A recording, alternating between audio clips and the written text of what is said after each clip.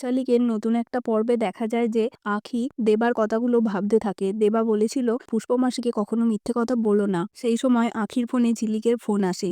ঝিলিক বলে যে তোর সাথে আমার দেখা করার আছে, দেখা কর। আখি বলে যে আমিও তোমার সাথে দেখা করতে চাই, বলে দুজন মিলে দেখা করে। তারপরে ঝিলিক আখির ছোটবেলাকার একটা ছবি হারের লকেট আখিকে দেখায়।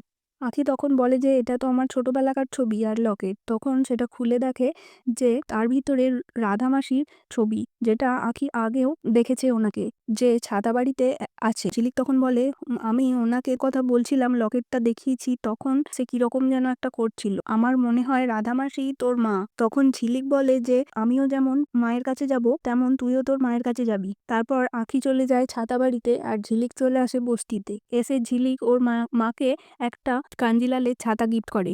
আর ওইদিকে আখি তখন ওর মায়ের কাছে যায়, গিয়ে মায়ের কাছে কান্নাকাটি করে, বলে যে তুমি আমার